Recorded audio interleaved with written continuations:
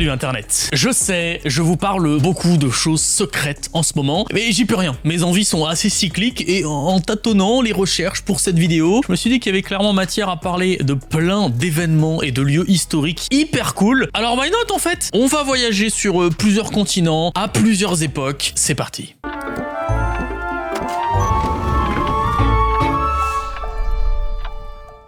Parlons des trous de prêtres. En tout bien tout honneur, évidemment. Alors, faut se manger un peu d'histoire bordélique des rois anglais pour comprendre de quoi il s'agit. Depuis qu'Henri VIII, au début du XVIe siècle, a voulu annuler son premier mariage et que le pape lui a dit « même pas en rêve, frérot », mais notre bon Henri, il a décidé que le pape, ça va un moment, mais faut pas déconner. Du coup, le pape, il est bien gentil, mais moi, je suis qui? Je suis le king d'Angleterre et d'Irlande, les gars. Et Henri, fervent catholique à la base, renie son courant et crée le sien, l'anglicanisme. C'est une sorte de protestantisme. Dans les très grandes lignes, les protestants, c'est les chrétiens qui ne reconnaissent pas le pape. Et à partir de la mort d'Henri, c'est le bordel. Son successeur, son fils, Édouard VI, est protestant. Et quand celui-ci meurt, le royaume se retrouve avec une reine, sa sœur Marie, qui est pour le coup full catholique et dézingue tous les protestants qu'elle croise. Et puis après, retournement de situation, encore un membre de la fratrie, Élisabeth Ier, ramène le royaume à la mode protestante et chasse les hérétiques à tel point qu'elle fait interdire le culte catholique partout dans le royaume. Et je peux vous dire qu'il faisait pas bon d'être prêtre, hein. C'était même considéré comme de la haute trahison. Dites-vous, il y avait même des chasseurs de prêtres qui ont été engagés. Petit aparté, vous inquiétez pas, on y arrive aux cachettes et passages secrets. Heureusement, l'habit ne fait pas le moine et les prêtres incognito se faisaient passer pour des cousins, des enseignants ou des vendeurs d'aspirateurs en porte-à-porte et ils étaient accueillis dans des maisons qui étaient identifiées par un signe ou un symbole secret que seuls les catholiques reconnaissaient. Les prêtres officiaient dans ces lieux de culte interdits et en cas de descente des chasseurs, ils se cachaient dans les fameux trous de prêtres. Ça fait quand même très chasse aux vampires, dit comme ça. Ces trous sont des petits espaces disposés dans des cheminées, dans des escaliers ou encore sous des parquets et qui étaient parfois si étroits qu'il n'y avait pas de place pour bouger, à tel point que certains mouraient asphyxiés. Les maisons étaient aménagées par des partisans catholiques et notamment Nicholas Owen qui fut le plus grand architecte de ces cachettes. Il a aménagé par exemple le manoir de Harvington Hall où les fugitifs pouvaient passer par la cheminée pour se cacher. Franchement, je sais pas vous, mais moi cette histoire, elle me rendrait presque claustrophobe.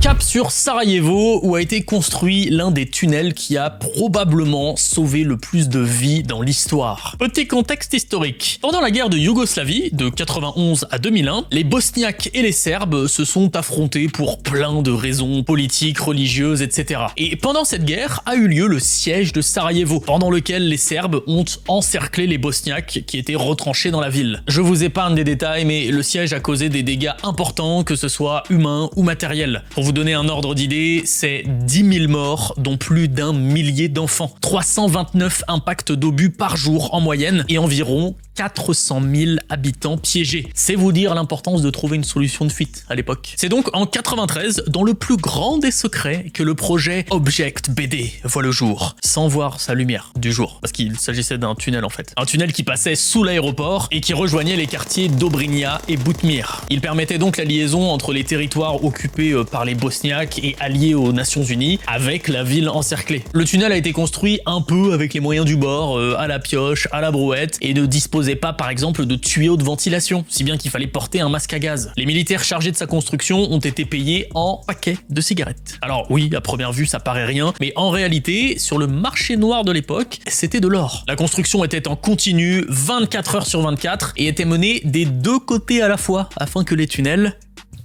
se rejoignent. Les entrées étaient évidemment dissimulées, comme dans cette maison, et les deux côtés étaient minutieusement surveillés comme du lait sur le feu. Le tunnel a permis de faire passer des lignes téléphoniques et une pipeline pour livrer du fuel aux assiégés. Ils y faisaient passer des vivres, de l'aide humanitaire ou encore des armes. Mais ça a aussi et surtout permis à 2 à 3 millions de personnes de circuler entre Sarajevo et le reste des territoires de la Bosnie. Et dans le lot, un certain nombre de civils assiégés ont pu s'enfuir, et notamment le président Alija Izetbegović, qui a été sorti tel César, pépouze, poussé sur une chaise. Pour vous donner une idée, la traversée durait quasiment 2 heures à cause de l'affluence, de vrais embouteillages secrets sous terre. Et puis entre la foule, la boue, les fuites d'eau ou bien les éclairages pas ouf, le parcours était très compliqué et restait une véritable épreuve.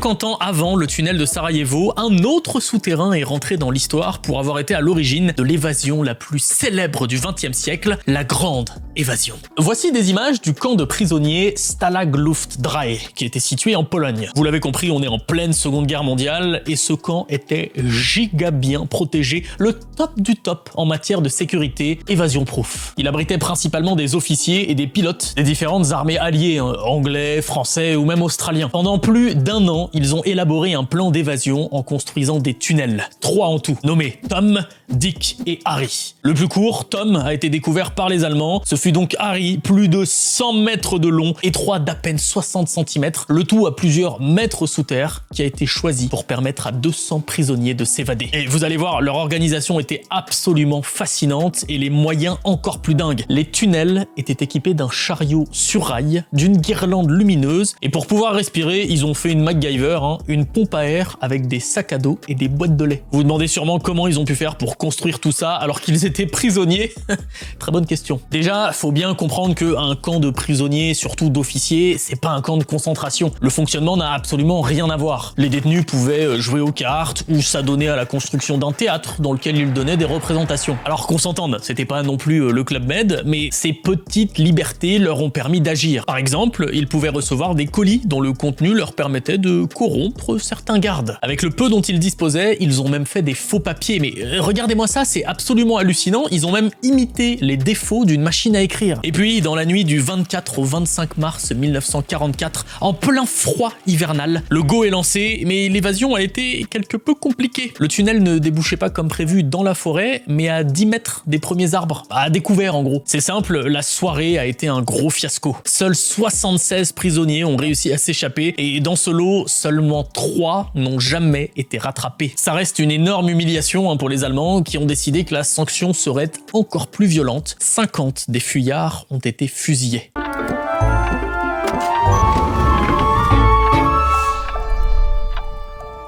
Dans l'imaginaire collectif, les passages secrets sont sombres, étroits, souterrains, mais il arrive que certains soient sous nos yeux et bien visibles et pas du tout secrets. C'est le cas du passage qui relie la place Saint-Pierre au Vatican au château Saint-Ange à Rome et qui permettait au pape de se faire la malle en cas de siège. Comme vous pouvez le constater, ça ressemble plus à un rempart qu'à un passage secret et c'est normal parce qu'au départ, en 852, l'édifice n'est qu'un mur défensif construit à l'initiative du pape Léon IV. Faut dire qu'en 846, le Vatican et Rome ont été attaqués par les Sarrasins et que le Vatican était l'un des seuls endroits où il n'y avait pas de muraille. Alors pour le Léon IV, oui vas-y tends l'autre joue qu'il y a dans la Bible, bon quand on se fait attaquer c'est mignon mais si on peut survivre c'est quand même plus sympa. Il veut donc se défendre et lance la construction de cette muraille. D'ailleurs il profite même des Sarrasins capturés à l'époque pour la construire. Mais il faut attendre 1277 pour que le fameux Assetto, le passage, soit aménagé sous l'ordre du pape Nicolas III. Et il fut utile au moins 2 fois dans l'histoire. Il est utilisé pour la première fois en 1494, quand le pape Alexandre VI a fui vers le château face à l'arrivée des milices du roi français Charles VIII.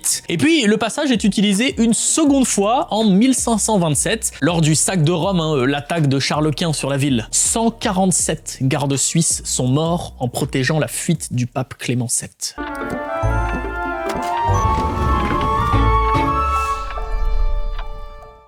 Je sais pas vous, mais j'adore les découvertes, et encore plus quand ça concerne une civilisation sud-américaine, au continent natal quand même. Parce que oui, mesdames et messieurs, en mai dernier, là en 2022, c'est vraiment tout récent, des chercheurs ont découvert un vaste réseau de tunnels vieux de 3000 ans au Pérou, en pleine cordillère des Andes. L'ensemble se trouve dans le petit village de Chavín de Huántar. Le complexe a été construit par le peuple Chavín et fut découvert sous ce temple, le temple de Huántar. Si vous avez bien suivi, civilisation de Chavín, temple de Huántar, ville de Chavín de Huántar. Et pourquoi c'est une folle découverte? Parce que cette civilisation est encore très mal connue. Elle aurait prospéré entre 1500 et 200 ans avant notre ère, et je mets du conditionnel parce que c'est évidemment pas certain. D'après les chercheurs de Yale et Stanford qui étudient le site depuis plus de 15 ans, ces tunnels seraient bien plus anciens que le temple. D'ailleurs, ils pensent que les passages, mais aussi les pièces de ce réseau ont été scellés par la civilisation elle-même, ce qui veut dire que c'est la première fois que quelqu'un y pénètre depuis 3000 ans. 3000 ans. Non mais vous vous rendez compte du trésor qu'il devait y avoir. L'excitation des archéologues qui y sont rentrés pour la première fois pensant trouver l'Eldorado. 2 bols. Il y avait 2 bols, 2 mortiers en pierre à l'intérieur. Après, c'est cool, regardez, il y a un joli bec, il y a des ailes. Voici une représentation de la tête de l'archéologue au moment où il a trouvé le bol. Alors, on suppose qu'il s'agissait de mortiers dans lesquels étaient préparées des drogues psychédéliques données aux sacrifiés et que, du coup, ces galeries auraient été utilisées à des fins rituelles et sacrificielles. Ah, tout de suite, ça donne une autre dimension au saladier en cailloux, hein. Certaines pièces auraient aussi servi de lieu de privation sensorielle. Bref, le lieu est un peu mystique et est loin d'avoir révélé tous ses secrets. Perso, j'attends avec impatience les prochaines avancées de cette découverte.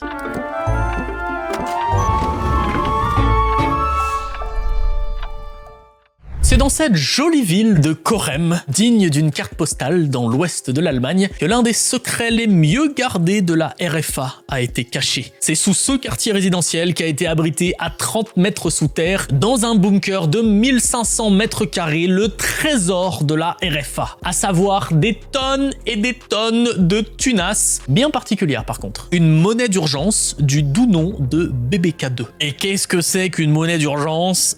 En gros, bon, imaginez que votre monnaie nationale ne vaut plus rien, et ben on la dégage et puis on la remplace par une nouvelle. Bon, c'est un petit peu plus complexe que ça, hein, mais vous avez l'idée. Alors une monnaie d'urgence dans un bunker, ça peut paraître un petit peu abstrait dans notre monde numérique, mais à l'époque, je vous jure que ça avait du sens. On est quand même en pleine guerre froide, la RFA a le cul entre 2 blocs, hein, et il y a eu quelques petites crises comme Cuba en 62. Voilà, autant dire que la peur de l'attaque nucléaire, de l'effondrement du système monétaire, toutes sortes de joyeusetés, c'est loin d'être juste une petite paranoïa. D'où le bunker ultra secret. Je veux dire, même les gens qui en assuraient la surveillance n'avaient aucune idée de ce qu'il contenait. Seuls quelques élus de la banque avaient connaissance du contenu, dont 3 inspecteurs qui venaient compter les sacs de billets. Ils étaient les seuls à posséder les 3 clés et à connaître le code du coffre-fort. Le système de sécurité était si développé que les capteurs étaient capables de détecter le passage d'un train dans la vallée et de déclencher l'alarme. Et on n'y trouvait pas que des montagnes de billets. Le bunker gardait quand même sa fonction de bunker, hein, en cas d'attaque atomique par exemple. Il y avait des chambres, des bureaux, des sas de décontamination, une infirmerie, une vraie petite ville souterraine en somme. Avec le bordel qu'ils ont fait pendant la construction, vous vous doutez bien que les civils du coin étaient au courant qu'il y avait un bunker sous leurs pieds depuis le début. Pour eux, c'était un bunker,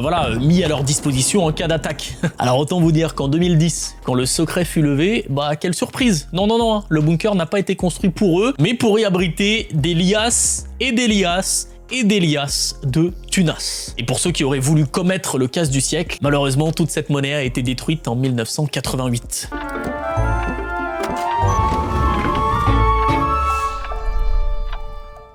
Voici Joachim Guzman, et attention, c'est un homme qui peut disparaître à tout moment. Et ben voilà, je vous avais prévenu, il est plus là. Sauf que Guzman n'est pas un magicien, ni un T-Rex à la toute fin du Crétacé. C'est l'un des plus grands narcotrafiquants de ces dernières décennies, et il maîtrise l'art de l'évasion comme personne. On parle quand même d'El Chapo, milliardaire grâce à la drogue, un des hommes les plus puissants du monde quand il était au sommet. El Chapo était déjà parvenu à s'échapper de prison en 2001 en se cachant dans un chariot à linge. Mais son meilleur coup reste sa 2e évasion, au nez et à la barbe des surveillants de la prison mexicaine d'Altiplano en juillet 2015. Non seulement les gardes ont mis quasiment 30 minutes pour s'en rendre compte, alors que la cellule était sous surveillance vidéo, mais en plus de ça, il s'est échappé par un tunnel d'1,5 km de long, à 10 mètres de profondeur, sur une motorail trafiquée. Les images parlent d'elles-mêmes. Il est passé par un trou de 50 cm creusé dans la douche, et qui est accessoirement dans l'angle mort de la caméra. Non, vraiment, c'était pas un amateur. Après, c'est plutôt ses complices qui ont tout fait. Lui, il a quand même pris le temps de casser les ampoules dans le tunnel pour ralentir les gardes. Gardes qui, bon, on peut le dire, ont peut-être un petit peu été accusés de complicité, hein, pour certains. Digne quand même d'un scénario de film. Évidemment, comme tout bon criminel dans les films, il devient l'un des hommes les plus recherchés au monde, si bien qu'une récompense de 60 millions de pesos fut mise sur sa tête. Et 6 mois plus tard, il finit par se faire pincer par les autorités et hop, direction, cette fois-ci un autre level de prison, aux États-Unis, dans l'Alcatraz des Rocheuses,